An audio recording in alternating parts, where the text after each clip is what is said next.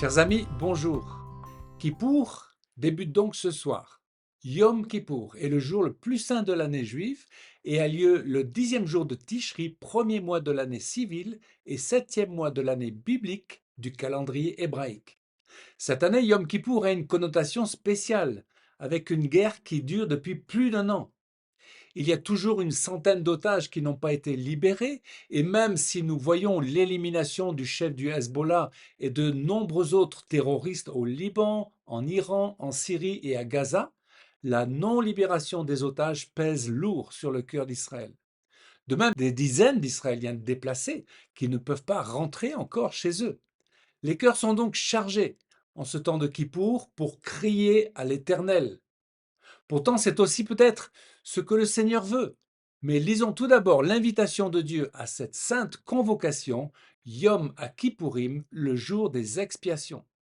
Lévitique 23-27. L'Éternel parla à Moïse. Le 10e jour de ce 7e mois, ce sera le jour des expiations. Vous aurez une sainte convocation, vous humilierez vos âmes et vous offrirez à l'Éternel des sacrifices consumés par le feu. Vous ne ferez aucun ouvrage ce jour-là, car c'est le jour des expiations, où doit être faite pour vous l'expiation devant l'Éternel votre Dieu. Humilier son âme. Le mot qui revient 3 fois dans ce verset, vous humilierez vos âmes. Le croyant juif doit humilier son âme sous peine d'être retranché du peuple. De même, celui qui fait un ouvrage quelconque sera détruit. Le verbe ana a comme sens également opprimer, accabler, comme les enfants d'Israël sous la main de Pharaon. Mais de manière positive, on humilie son âme dans le jeûne et l'on ne fait strictement rien le jour de Kippour.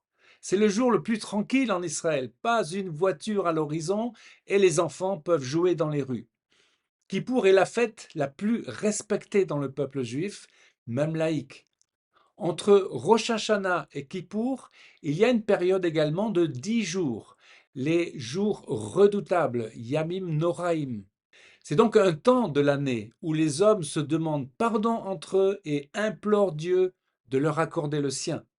Pour Kippour, il y a 5 interdictions spécifiques. Le jeûne total pendant 25 heures, l'interdiction des relations sexuelles, celle de se parfumer ou d'utiliser des crèmes, celle même de se laver sauf les mains, l'obligation enfin d'enfiler des chaussures dépourvues de semelles de cuir en signe d'humilité. Ces 5 commandements ont un caractère mortifiant, inhabituel dans les rites juifs. Leur objectif est d'accompagner le fidèle dans la reconnaissance de ses transgressions, la confession de ses fautes, son expiation devant Dieu.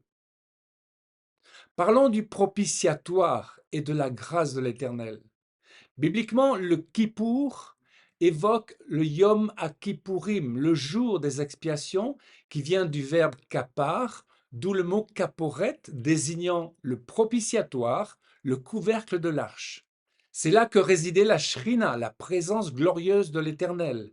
C'est là où le souverain sacrificateur déposait une fois par an le sang d'un holocauste pour obtenir la faveur de l'Éternel. Et Dieu faisait grâce. Le propitiatoire, surmonté de 2 chérubins, est considéré comme le trône de la miséricorde et la résidence terrestre de Dieu. Du temps de Moïse, de la même façon que la gloire de Dieu, la Shrina, illuminait tout le tabernacle, la gloire de Dieu était visible des enfants d'Israël. La nuée de Dieu reposait sur le tabernacle.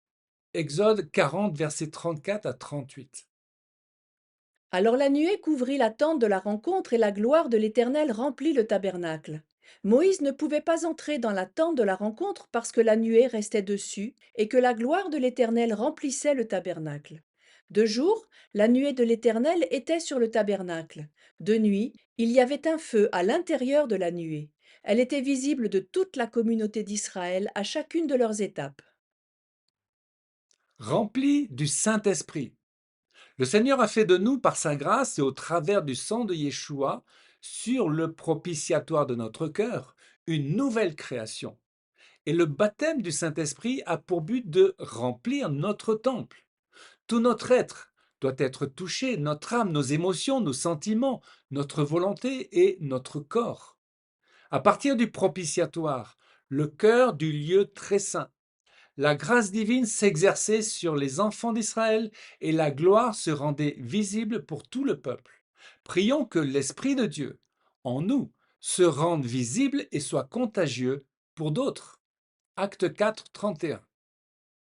Quand ils eurent fini de prier, la terre se mit à trembler sous leurs pieds à l'endroit où ils étaient assemblés. Ils furent tous remplis du Saint-Esprit et annonçaient la parole de Dieu avec assurance. Tous ceux qui étaient devenus des croyants vivaient dans une parfaite unité de cœur et d'esprit. Dieu est un Dieu de grâce. Nous connaissons la nature de Dieu qui répond à une attitude de repentance, la teshuva. Il est un Dieu de grâce. Lisons Michée 7, 18.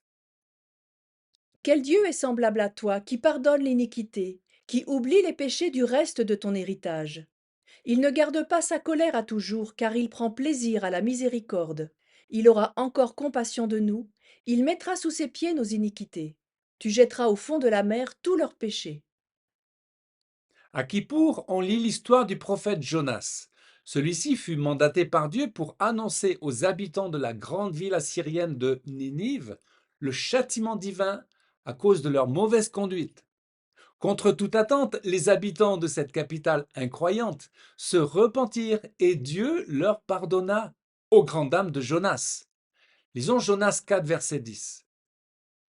Quoi? Tu t'apitoies sur ce ricin qui ne t'a coûté aucune peine, que tu n'as pas fait pousser, et qui est sorti de terre en l'espace d'une nuit, et a péri la nuit suivante?